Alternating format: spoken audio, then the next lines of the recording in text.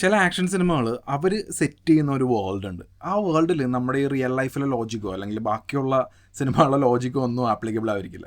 അവരുടെ വേൾഡ് അവരുടെ ലോജിക്ക്. അപ്പോൾ അങ്ങനെയുള്ളൊരു സിനിമ, ഇപ്പോൾ ഒരു എക്സാമ്പിൾ പറയുകയാണെന്നുണ്ടെങ്കിൽ പെരട്ടത്തല എന്ന് പറയുന്ന ഈ സിനിമ. ഈ സിനിമയിലൊരു ക്യാരക്ടറുണ്ട്. ആ ക്യാരക്ടർ ജന്മന കാലിന് വൈകല്യമുള്ള ഒരാളാണ്. അപ്പോൾ ഈ ചെറുപ്പം മുതൽ കൂട്ടുകാരും നാട്ടുകാരും എല്ലാവരും ഇയാൾ ഈ കാലിന് വൈകല്യമുള്ളതിൻ്റെ പേരിൽ കളിയാക്കി അയാളൊരു സോഷ്യൽ പാത്തായി മാറി. പിന്നീട് ഇന്ത്യയിലെ എല്ലാ ഗ്യാങ്സ്റ്റേഴ്സും പേടിക്കുന്ന ഒരു ഹിറ്റ്മാനായിട്ട് മാറുകയാണ്. അതായത് ഒരു Indian version of John Wick എന്ന് വേണമെങ്കിൽ പറയാം. അപ്പോൾ ഇതൊക്കെയാണ് ഈ റെട്ടത്തല എന്ന് പറയുന്ന ഈ സിനിമയുടെ ലോജിക് മീറ്റർ. അപ്പോൾ ഈ ലോജിക്കിൽ വെച്ച് നിങ്ങൾ ഈ സിനിമ കാണുകയാണെന്നുണ്ടെങ്കിൽ ഒന്നുകിൽ നിങ്ങൾക്ക് ഈ സിനിമ നല്ലപോലെ വർക്കാവും, അതല്ല എന്നുണ്ടെന്നുണ്ടെങ്കിൽ ഇതെന്ത് തേങ്ങയാണ് അവന്മാർ ഈ സ്ക്രീനിൽ കാണിക്കുന്നതെന്ന് അടിക്കടി, അതായത് ഇടയ്ക്കിടയ്ക്ക് നമുക്ക് ചോദിക്കാൻ തോന്നുന്ന ഒരു പടമായിട്ട് മാറും റെട്ട തല എന്ന് പറയുന്ന അരുൺ വിജയ് ഡബിൾ റോളിലെത്തുന്ന ഈ സിനിമ. അരുൺ വിജയ് ഡബിൾ റോളാണ്. നമ്മൾ ഇതിനു മുമ്പ് തടം എന്ന് പറയുന്നൊരു സിനിമ കണ്ടിട്ടുണ്ട്, ഡബിൾ റോളായിരുന്നു, ഗംഭീര പടമാണ്. പിന്നീട് മാഫിയ, കാർത്തിക് നരേൻ്റെ. അപ്പോൾ മാഫിയ ആ പടത്തിനെക്കുറിച്ച് പറയാതിരിക്കുന്ന വിധം, മാഫിയ പാർട്ട് 1 പാർട്ട് 2 എന്ന് പറഞ്ഞിട്ട് പാർട്ട് 1 തീർന്ന്. പിന്നീട് ഇപ്പോൾ ഈ റെട്ട തല എന്ന് പറയുന്ന അരുൺ വിജയുടെ പടമാണ്. ഭയങ്കര ടൈറ്റായിട്ടാണ് ഈ പടം എഡിറ്റ് ചെയ്ത് വെച്ചിരിക്കുന്നത്. 2 മണിക്കൂർ താഴെ ഈ പടമുള്ളൂ. സോ സ്വാഭാവികമായിട്ടും ഈ പടത്തിൻ്റെ ഫസ്റ്റ് ഹാഫ് എന്ന് പറയുന്നത് 1 മണിക്കൂർ താഴെയുള്ളൂ.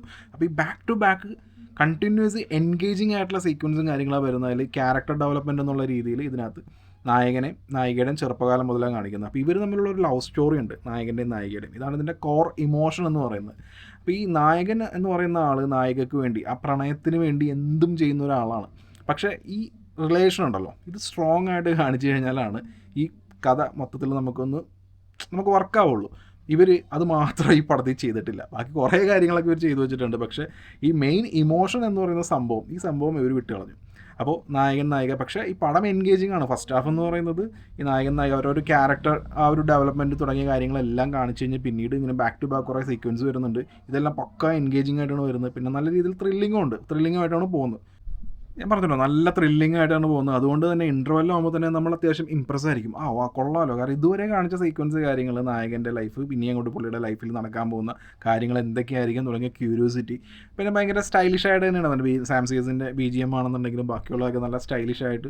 പടത്തിൻ്റെ കളർ ടോണും എല്ലാം ഒരു പക്ക ഒരു ഇംഗ്ലീഷ് ടൈപ്പ് ആക്ഷൻ പടങ്ങളൊക്കെ ഉണ്ടല്ലോ. ഇപ്പോൾ ഈ ക്രാങ്ക് ഒക്കെ പോലത്തെ വലിയ ലോജിക്കിനൊന്നും വലിയ സ്ഥാനമില്ല, എന്നാൽ നല്ല entertaining sequence back to back വരുന്ന രീതിയിൽ, അതുപോലെ പക്ക എൻഗേജിങ് ആയിട്ടൊക്കെ തന്നെ ആയിരിക്കും. ആ രീതിയിലാണ് ഫസ്റ്റ് ഹാഫ് വരെ പോകുന്നത്. ഇനി സെക്കൻഡ് ഹാഫിലേക്ക് വരുമ്പോൾ, അതായത് നായകൻ ഒരു വലിയൊരു പ്രശ്നത്തിൻ്റെ മുമ്പിൽ നിൽക്കുകയാണ്. അപ്പോൾ പുള്ളിക്കാരൻ ഇതിൽ നിന്ന് എങ്ങനെ കരകയറും എന്നുള്ളൊരു ചോദ്യം ചോദിച്ചതിനകത്തുണ്ട്. പിന്നെ ഈ സിനിമയിലെ ക്യാരക്ടേഴ്സ്, ഇതിൽ വരുന്ന നായകൻ നായിക ഏത് ക്യാരക്ടറിനെ എടുത്ത് നോക്കിയാലും എല്ലാവരും പക്ക ഗ്രേ ഷെയ്ഡാണ്. ഒരു നല്ല ആൾ എന്ന് പറയാനുള്ള ആളൊന്നും ഇതിനകത്ത് ഇല്ല.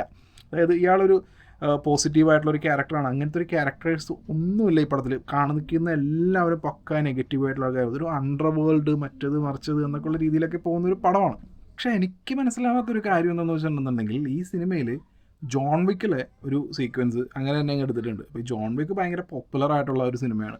ഇത്രയും പോപ്പുലറായിട്ടുള്ള സിനിമയിൽ നിന്ന് ആ ഒരു ഫ്ലേവർ വരുന്ന, ആ ഒരു ഇതിനകത്ത് വരുന്ന അതേ സീൻസ് അതേപോലെ തന്നെയൊക്കെ എടുക്കുക എന്നൊക്കെ പറയുമ്പോൾ, ഇത് മാത്രമല്ല, ഇതിനിടയ്ക്ക് വേറെ ഏതോ ഒരു ഇന്ത്യൻ സിനിമയിൽ ഇതുപോലെ ജോൺ വിക്കിലെ ഇതേ സീൻ, ഈ സെയിം സംഭവം തന്നെ ലിഫ്റ്റ് ചെയ്തിട്ട്, ആ പടം ഏതാണെന്ന് എനിക്ക് ഓർമ്മയില്ല ആക്ച്വലി.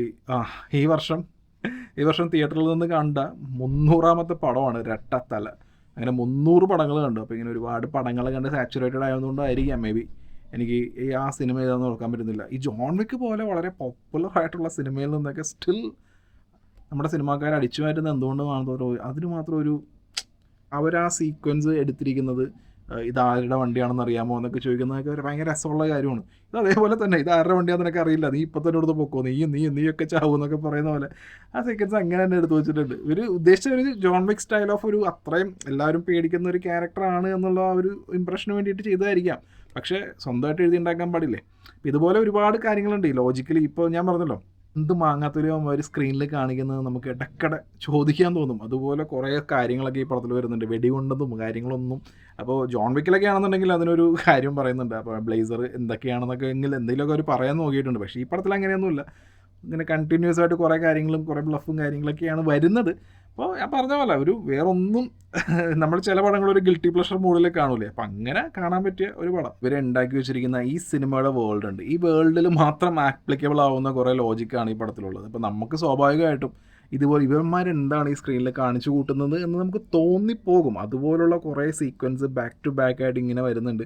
അപ്പോൾ പിന്നെ ഓക്കെ, ഇനിയിപ്പോൾ ഇവന്മാർ എന്ത് വേണമെങ്കിലും ഒക്കെ പറയും. അപ്പോൾ പിന്നെ നമുക്ക് നമ്മൾ ആ ഫ്ലോയിൽ ഈ പടം കണ്ടിരിക്കാം എന്ന് വിചാരിക്കുമ്പോഴാണ് പെട്ടെന്ന് ഒരു ഒപ്പൺഹൈമർ ടൈപ്പ് ഒരു ബോംബ്ലാസ്റ്റിക് ട്വിസ്റ്റ് ഈ പടത്തിൽ വരുന്നത്.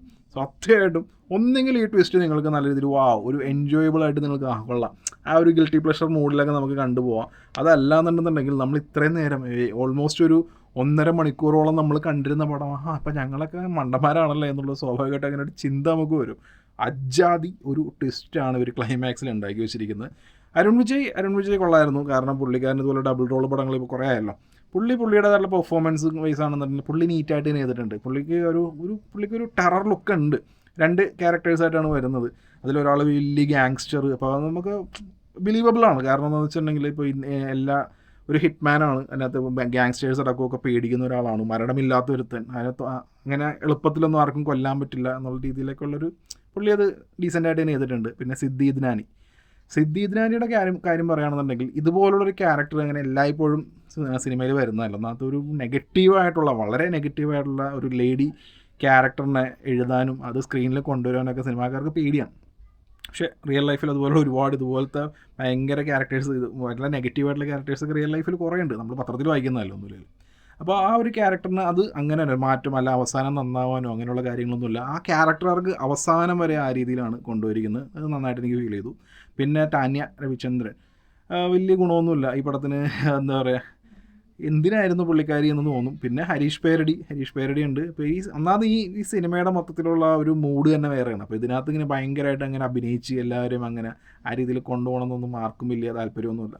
പിന്നെ പ്രൊഡക്ഷൻ ക്വാളിറ്റിയും കാര്യങ്ങളൊക്കെ നോക്കുകയാണെന്നുണ്ടെങ്കിൽ ഈ പടത്തിൻ്റേതായിട്ടുള്ളൊരു മൂഡ് സെറ്റ് ചെയ്യുന്ന രീതിയിലുള്ള സിനിമാറ്റോഗ്രാഫി തുടങ്ങിയ കാര്യങ്ങളെല്ലാം ഉണ്ട്. അത്യാവശ്യം കൊള്ളായിരുന്നു. ബാക്ക്ഗ്രൗണ്ട് മ്യൂസിക്കും കാര്യങ്ങളും കൊള്ളായിരുന്നു. ക്ലൈമാക്സിൽ ഞാൻ ഈ നേരത്തെ പറഞ്ഞ ആ ഒരു ഒപ്പൺഹൈമർ ടൈപ്പ് ബോംബ്ലാസ്റ്റിക് ട്വിസ്റ്റൊക്കെ വരുമ്പോഴുള്ള മ്യൂസിക്കും കാര്യങ്ങളും ശരിക്കും പറഞ്ഞിട്ടുണ്ടെങ്കിൽ ഞാൻ പറഞ്ഞല്ലോ, ഇത് ചില സിനിമകളുണ്ട് അതിനകത്ത് ഈ ലോജിക്ക്, ഞാൻ ഈ നേരത്തെ പറഞ്ഞ ക്രാങ്ക് അതുപോലുള്ള പടങ്ങളുണ്ടല്ലോ. അതായത് നമുക്ക് ലോജിക്കിൻ്റെ ആ ഒരു ലെൻസിൽ വെച്ച് നോക്കുകയാണെന്നുണ്ടെങ്കിൽ നമുക്ക് ഈ സിനിമ തീരെ എൻജോയബിളായിട്ട് നമുക്ക് തോന്നില്ല. പക്ഷേ നമുക്ക് ഇഷ്ടപ്പെടുന്ന രീതിയിലുള്ള കുറേ സീക്വൻസ് ബാക്ക് ടു ബാക്ക് നമുക്കിങ്ങനെ കിട്ടും.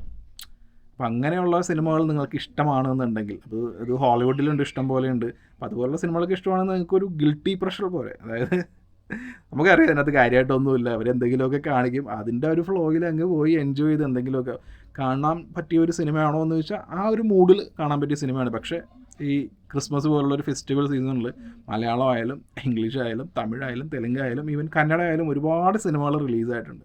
ഇത്രയും റിലീസായിട്ടുള്ള ഇത്രയും പടങ്ങളുടെ കൂട്ടത്തിൽ റെട്ടത്തല എന്തിനു കാണണം എന്ന് ചോദിച്ചു കഴിഞ്ഞിട്ടുണ്ടെങ്കിൽ കാണേണ്ട ആവശ്യമില്ല, അതേ പറയുള്ളൂ. കാരണം ഇതൊരു OTT-യിലൊക്കെ വരികയാണെന്നുണ്ടെങ്കിൽ ചുമ്മാ ഞാൻ ഈ പറഞ്ഞ പോലെ ഈ ഒരു മൂഡിലൊക്കെ ഇരുന്ന് കാണാൻ പറ്റിയൊരു പടം. അതല്ലാതെ വേറെ ഒന്നും കാര്യമായിട്ട് ഈ പടം ഓഫർ ചെയ്യുന്നില്ല. അതാണ് അതിൻ്റെ റിയാലിറ്റി.